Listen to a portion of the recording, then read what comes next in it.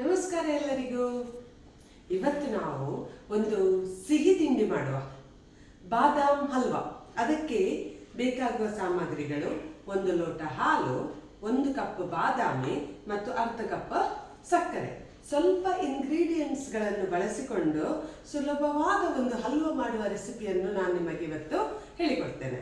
ಈಗ ಈ ಬಾದಾಮಿಯನ್ನು ನಾವು ಗ್ರೈಂಡರಿಗೆ ಹಾಕುವ. ಈ ಬಾದಾಮಿಯನ್ನು ನಾನು ನಿನ್ನೆವೇ ನೆನೆಸಿಟ್ಟಿದ್ದೆ. ನೀವು ಬೇಕಾದರೆ ರಾತ್ರಿ ನೆನೆಸಿಟ್ಟು ಬೆಳಿಗ್ಗೆ ಮಾಡ್ಬೋದು, ಅಥವಾ 3 ಗಂಟೆ ಕಾಲ ನೆನೆಸಿಟ್ರೆ ಆಯಿತು. ಅದನ್ನು ನೆನೆಸಿಟ್ಟು ನಂತರ ಅದರ ಸಿಪ್ಪೆ ತೆಗೆದು ರೆಡಿ ಇಡಬೇಕು. ಈಗ ಈ 1 ಕಪ್ ಬಾದಾಮಿಯನ್ನು ನಾನು ಗ್ರೈಂಡರ್ ಜಾರಿಗೆ ಹಾಕಿದೆ. ಮತ್ತು ಸ್ವಲ್ಪ ಹಾಲು, ಎಲ್ಲ ಹಾಲು ಹಾಕಬೇಡಿ. 1 ಕಪ್ ಹಾಲು ನಮಗೆ ಟೋಟಲ್ ಆಗಿ ಬೇಕಾದದ್ದು. ಇದರಲ್ಲಿ ಸ್ವಲ್ಪ ಅಂತ ಹೇಳಿದರೆ 1/4 ಕಪ್ಪಿಗಿಂತ ಕಡಿಮೆ ನಾನು ಈಗ ಮಿಕ್ಸಿಗೆ ಹಾಕಿ ನಾನು ಇದನ್ನು ಗ್ರೈಂಡ್ ಮಾಡ್ತೇನೆ.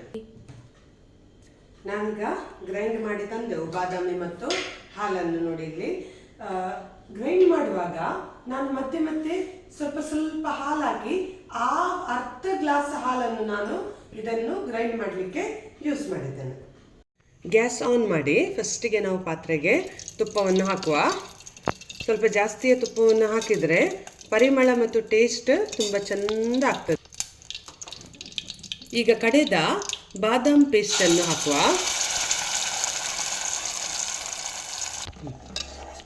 ಇದನ್ನು ಸ್ವಲ್ಪ ಮಿಕ್ಸ್ ಮಾಡಿ ನಂತರ ಹಾಲನ್ನು ಇದಕ್ಕೆ ಹಾಕುವ. 1/2 ಗ್ಲಾಸ್ ಹಾಲು ಏನಿತ್ತು ನಮ್ಮ ಹತ್ರ ಅದನ್ನು ಹಾಕುವ. ಸ್ವಲ್ಪ ಬಿಸಿಯಾದದ್ದೇ ಸಕ್ಕರೆಯನ್ನು ಕೂಡ ಇದೇ ಮಿಶ್ರಣಕ್ಕೆ ಹಾಕುವ.